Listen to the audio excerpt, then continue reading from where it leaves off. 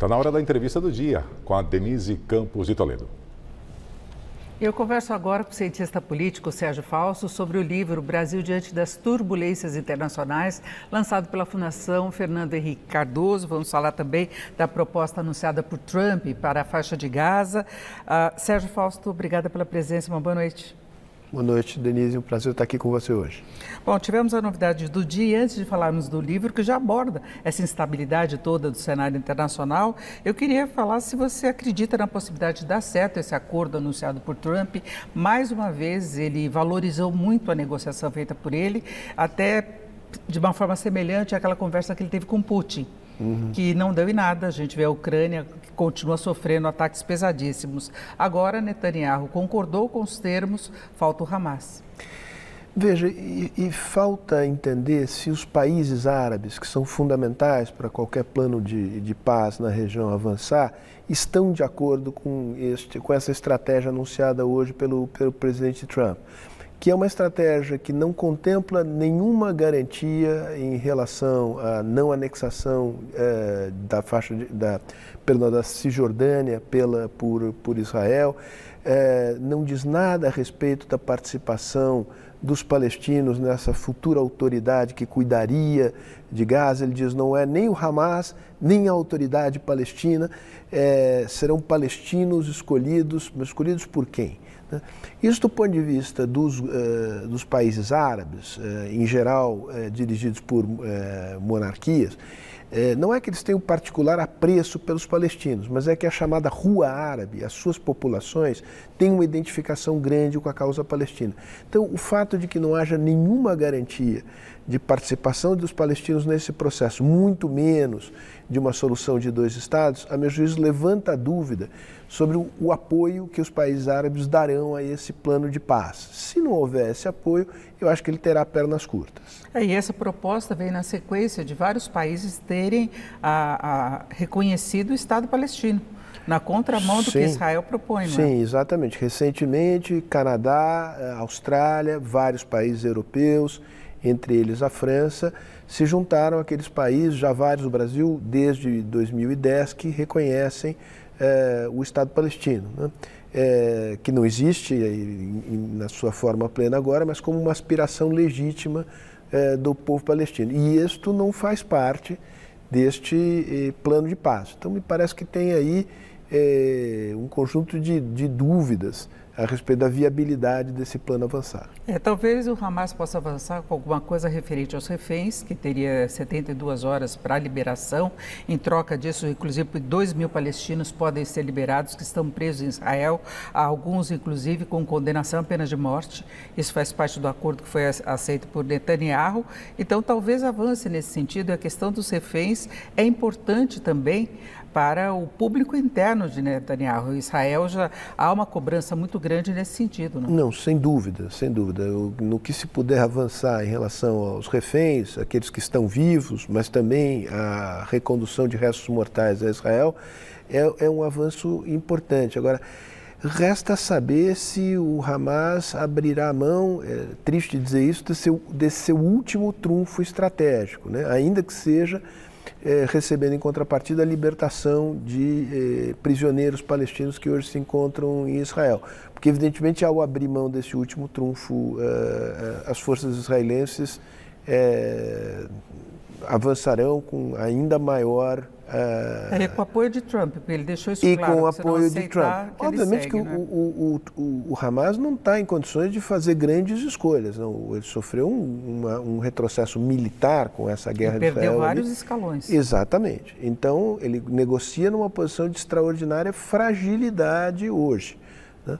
Mas eu não sei, tomara que sim, tomara que seja possível avançar nessa direção, mas eu não descartaria a outra hipótese, que é a hipótese disso não avançar e com o apoio dos Estados Unidos, Israel desencadeie um ataque ainda mais feroz na faixa de Gaza. Que o problema não são, digamos, os militantes, o Hamas, é que isso tem um efeito sobre a população ali, que ali vive, né, que é brutal e é terrível. O problema maior hoje é a população de Gaza sofrendo as consequências de um ataque feito pelo Hamas a Israel. Sim. Israel deu a resposta, que foi um ataque bárbaro sofrido há 2 anos já quase. Sim. Não é? E houve essa resposta, mas vem se arrastando toda essa ofensiva contra Gaza, é esperar pelo retorno. Agora, isso faz parte desse novo contexto internacional que nós temos de grandes conflitos. Tem a questão da Rússia também, que Trump tenta interferir, também vendeu como irresponsável por um acordo que não aconteceu na prática. Agora, o livro, O Brasil diante das turbulências internacionais, ressalta muito a questão de Estados Unidos e China, o papel dos BRICS, né? E o Brasil entra nesse contexto através dos BRICS também, e mais do que esse embate entre Estados Unidos e China, que eles mantêm a negociação, o Brasil acabou sendo alvo das maiores tarifas. Como é que o senhor vê esse contexto e em que medida o livro aborda essa situação? São vários autores, não é, que se manifestam sobre essas questões, não é? Sim, são 9 autores que vão desde Rubens Recupero, que é uma espécie de patrono vivo da diplomacia brasileira, um homem de mais de 80 anos com uma larga experiência, até a nova geração, para citar um nome, a Fernanda Manhota, que é colunista de vários jornais, etc., e professora da FAP. E um tema central do livro é como o Brasil deve agir em face dessa briga cada vez maior entre China e Estados Unidos e de uma pressão de ambos os lados, mas no caso do Brasil, maior ainda dos americanos, para que nós assumamos um lado, né? Ou China ou os Estados Unidos. E a nós não interessa tomar partido de uma das grandes potências em detrimento da outra, porque nós temos relações comerciais cada vez mais importantes com a China, é o principal comprador dos nossos produtos, a China aumentou seus investimentos no Brasil, mas nós temos uma tradição de diplomacia, de relações com os Estados Unidos importantes na área industrial e que tem mais de 200 anos, e nós culturalmente estamos mais próximos dos Estados Unidos. Então, o livro procura mostrar como o Brasil pode não apenas se manter de alguma maneira equidistante desse conflito, mas eventualmente, pontualmente, tirar proveito desse conflito em benefício próprio. O que significa que a gente precisa definir o que a gente quer na nossa relação, não só com esses dois grandes países, mas também em relação ao Brasil no mundo. E aí uma série de outras questões aparecem no livro, inclusive o tema meioambiental. Exatamente, a questão climática. Agora, um ponto decisivo para o Brasil poder ficar parte dessa briga é ele conseguir negociar as tarifas hoje, não? Pois é, as tarifas, na verdade, foram um instrumento comercial utilizado pelos Estados Unidos para procurar atingir um alvo político, né? E o governo americano, nesse caso, foi absolutamente transparente, né? Adotou as tarifas de maneira punitiva para que o judiciário brasileiro recuasse no processo de indiciamento do presidente Bolsonaro, que acabou terminando com a sua condenação.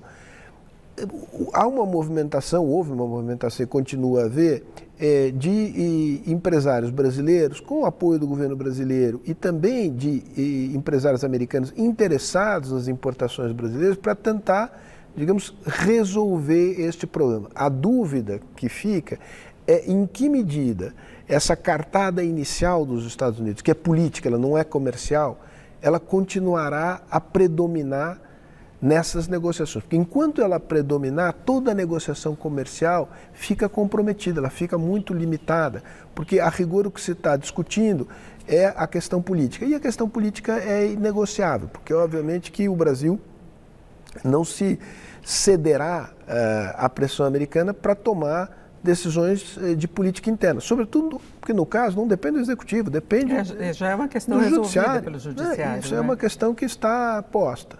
Então é fundamental que se retorne a essa conversa econômica. O livro chama O Brasil diante das turbulências internacionais, lançado pela Fundação Fernando Henrique Cardoso, e Celso Laffer, que é do Conselho Curador, presidente da Fundação. Ele até salientou que a reciprocidade econômica tem sido substituída pela geoeconomia.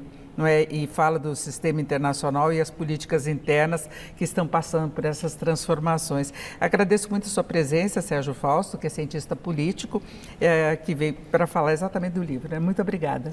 Sou eu quem agradece. E agora com